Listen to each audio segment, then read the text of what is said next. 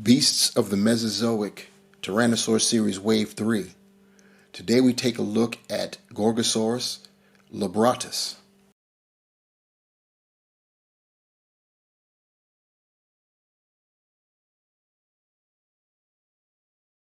Hello and welcome to Ruckosaurus Rex, the channel where we review and discuss all things dinosaur and other prehistoric animals. How are you guys doing? I am doing well. I'm doing very well. Most especially because of what we are going to be reviewing today. You see the package, you know the rules, you know what it is. Today, Gorgosaurus labratus. Very, very nice. Very nice figure already. It's still in packaging, and that blue is just popping. It's just popping right there. And you see the artwork there on our right, and that artwork is crazy too. We have a very unfortunate ceratopsian that's about to be had. So you see the packaging, Tyrannosaur Series, Beasts of the Mesozoic. You could see the backdrop, the base, all the accessories within the packaging. At the top, we have Beasts of the Mesozoic, the action figure. We've got that also here on the side there, 1/18 scale. And on the rear, we have some toy photography of the figure. Below, we've got the other 6 figures in this wave. And of course, we have the information. Gorgosaurus labratus. Being more gracile than other large tyrannosaurs, Gorgosaurus was closely related to Albertosaurus. Its similarities to Albertosaurus are extensive, mostly distinguished only by subtle differences in the teeth and skull bones. Gorgosaurus is the best represented tyrannosaurid in the fossil record, known from at least 12 complete or almost complete skulls and several partial skeletons. Gorgosaurus roamed North America at the same time as another large tyrannosaurid, Daspletosaurus, but likely specialized in hunting smaller, faster types of prey. The stats: the length was 9 meters or 30 feet long. Gorgosaurus and Albertosaurus and Daspletosaurus were all very, very similar in size. The weight, 5,500 pounds. So you're talking almost 3 tons there. Location: Dinosaur Park Formation, Alberta, Canada. Time period: 76 to 75 million years ago in the late Cretaceous. And of course, the features: 20 inches long, 22 points of articulation. Of course, you've got the fixed posed legs that come out of packaging, and then the articulated legs. You've got the different sets of feet. The tail is 3 pronged, and it's ending in bendy wire. And of course, you get the base. Here's the included base with Gorgosaurus. You could see that it's a very nice depiction of a forested area overlooking a lake. There's got to be all kinds of things to feast upon somewhere down there by the shoreline, I'm sure. We also get the card, that info card with that same artwork of the Gorgosaurus in that color too. So it's great. It's artwork, but it is the same color as the figure itself. I mean, they usually all are to a certain degree, but this one definitely stands out. And of course, on the back of the card, we get that information that I read off earlier. And the back of this in the packaging is the instructions on how to apply the tail with heat, either water or a blow dryer. And of course, we get the articulated feet, or rather, I should say legs. And they articulate, as always, at the what we call the ankle. This one's going to need some work because it's stiff, but this is where it does bend at, and the feet do pivot and rotate. So you get that on both of them. And of course, along with those feet, we get the stepping toes and the closed lifting off the ground toes. Now for the star of the show, our Gorgosaurus. And fortunately, I've got a blue background, so yeah, there's that. But fortunately, our Gorgo here is darker than my background, so there'll be no issues. We can clearly see there's no bleeding over or anything like that. It's pretty good. Anyway, first looks at the Gorgosaurus, another winner by BOTM. Obviously, we're going to see shared body parts like with the Daspletosaurus. They're going to have the same body parts. What's going to be different will be the skulls. That's about it. That's what differentiates them. There are more things that differentiate them. In reality, the real skeletons and things of that nature. But obviously, for cost effectiveness, we're going to have shared bodies. And in this case, the shared body is 20 inches long. Gorgosaurs were reported to be about 26 to 30 feet long. And at the 1/18th scale, 20 inches, that calculates out to representative of a 30-foot animal. So this is right there at that 1/18th scale. So we do have that, and the colors are looking very, very, very, very nice on this critter. The colors are based on the North American racer snake, and there is some inspiration from the mako shark as well, which that's probably where the idea of the blues came from. And it translates well. I don't know. I'm not going to front. I don't know how realistic this would be for A, such a large animal, and B, a predator at that, because this stands out. I mean, if Gorgosaurus got its meals from swimming in certain waterways, I could see that. But as far as feeding on what we believe it fed on, I don't see how it can do too much hiding. You know what I'm saying? Stalking without being seen. But as far as for our purposes, this is great. It looks absolutely beautiful. It looks stunning, and we're going to take a closer look at that beauty. Okay, we now can see that beautiful skull up close, and once again, we start out with, I believe in this instance, the head's base color is this beige that you see there on the snout. And then when you go to the front, we've got some browns there washed over. And there's some very slight washing, very, very slight, to bring out the scalation in the nostril there. We, of course, have lips. You can see the nostrils. You see the crest at the top up here. And then, of course, we've got that we'll call it a boss right down there on the nose of the snout. And the eye is... it's painted, the eye is, I want to say it's like a light beige color. It's not really white with, of course, the black pupils. It's in there. Get that close look to see the binocular vision. It's not as apparent on the Gorgo as it is on some other Tyrannosaurs, especially Tyrannosaurus Rex itself. That Tyrannosaurus Rex, the bino vision, that thing, it looks like it's burning into your soul when he looks head on at you. And then getting back to our Gorgo, we've got nice blue paint apps there that are, they've got that drip action going. And you look at the other side, you could see it's not symmetrical, which is beautiful because that's not how nature goes. You've got some more of that blue going down underneath the eye and crossing back towards the rear of the jaw there. Same thing on this side, and once again, it's asymmetrical, so they don't look identical. You've got to love that. You got that nice ear canal, the top of the skull.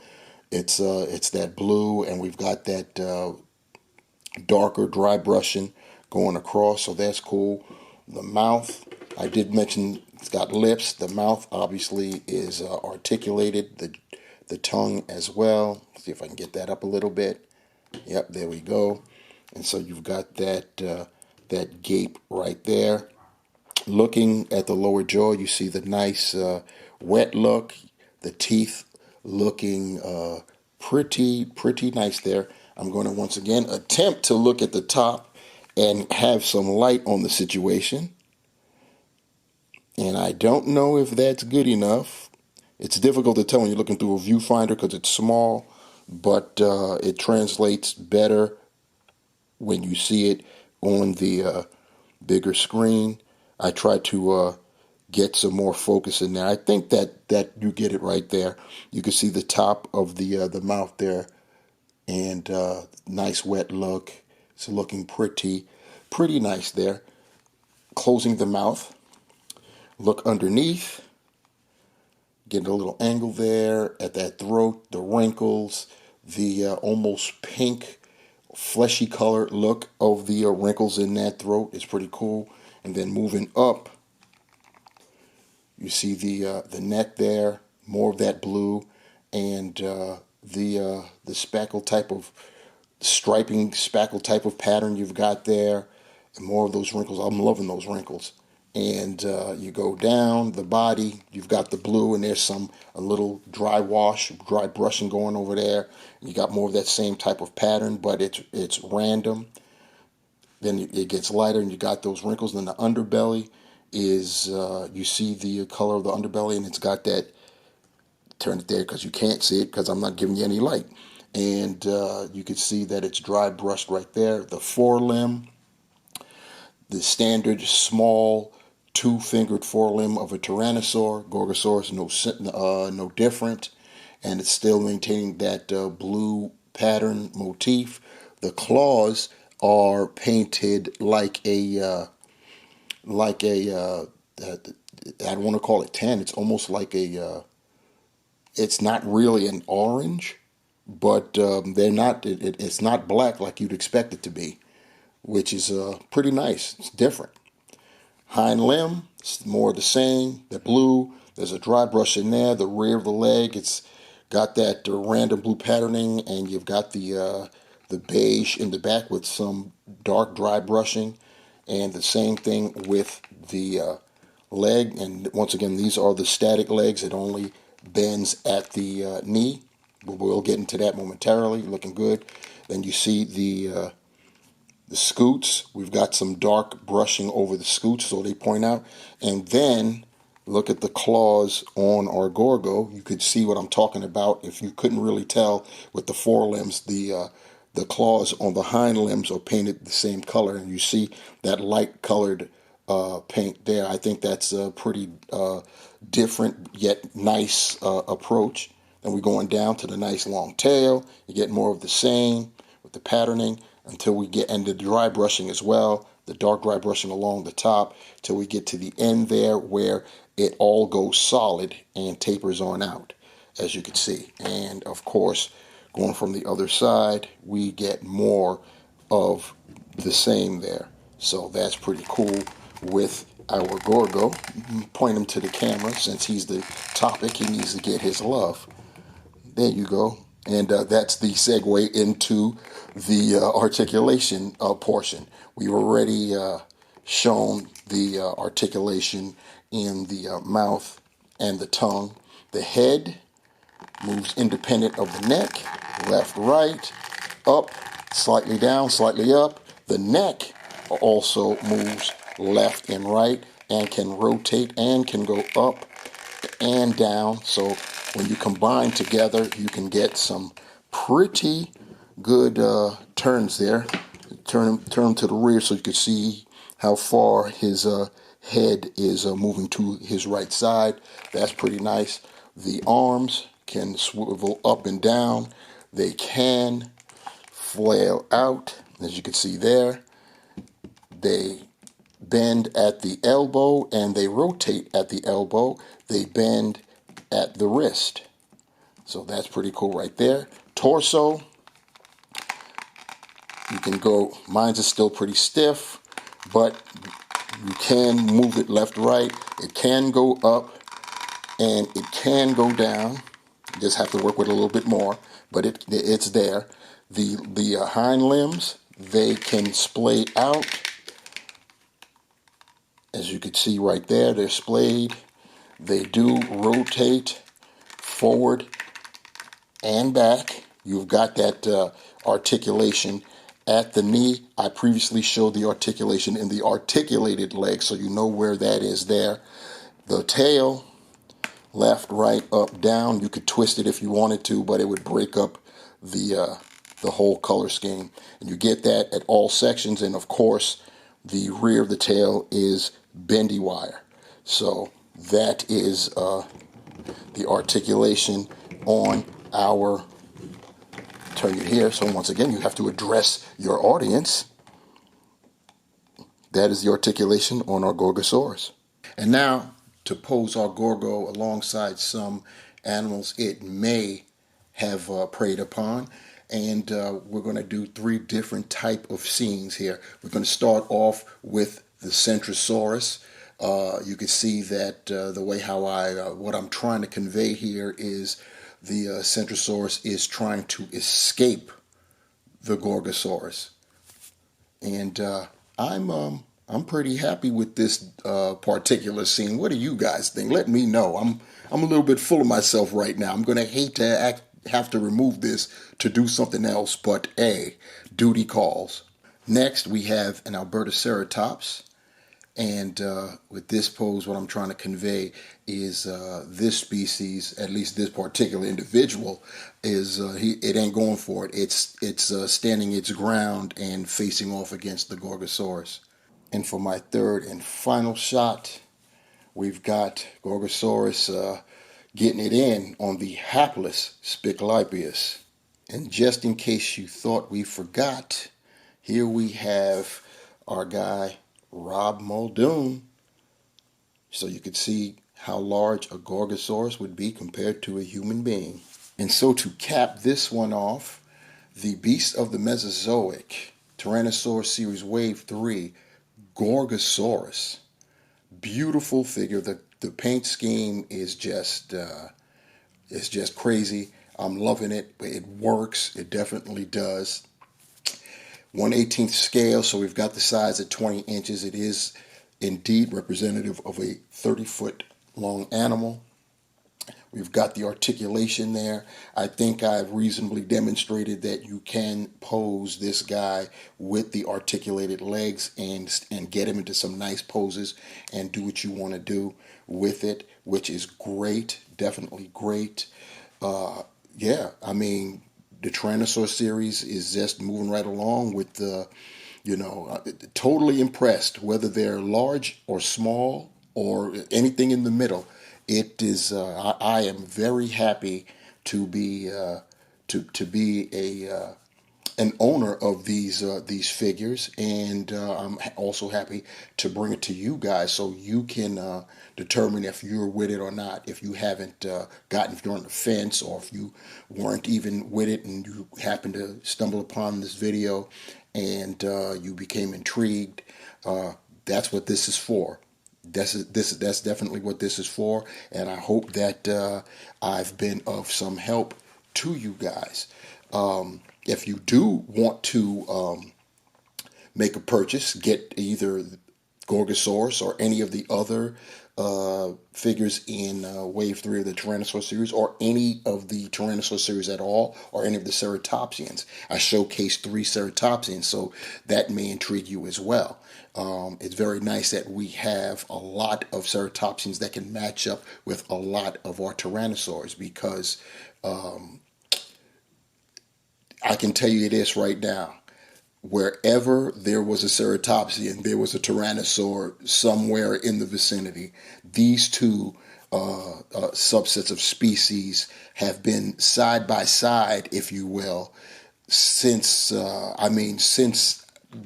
since the first ceratopsian ever came into being. Tyrannosaurs are actually have been around longer than ceratopsians, so I have to put it that way. However long ceratopsians have been around, tyrannosaurs have always been there.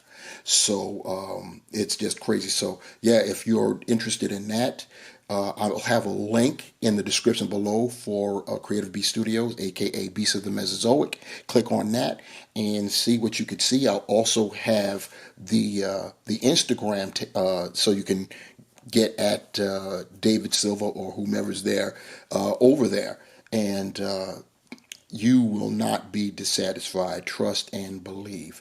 And that's for that. Speaking of descriptions and speaking of below, while you're down there, give me a thumbs up or down if that's how you feel. You know what I'm saying? I'm not going to dictate that. But give me a thumbs up. Give me a like. Subscribe if you haven't done so. I'd really appreciate you subscribing. And leave a comment below on what you think of this figure, the series as a whole, the channel, whatever you feel like talking about, leave that down below. And if you want to be notified when I upload another video, there's a bell down there for you to tap, and you will be so notified. That'll do it for this particular review, guys. I'm going to break off for one video from the Beast of the Mesozoic, and I'm going to switch it up. Trust me, you'll appreciate the switch up.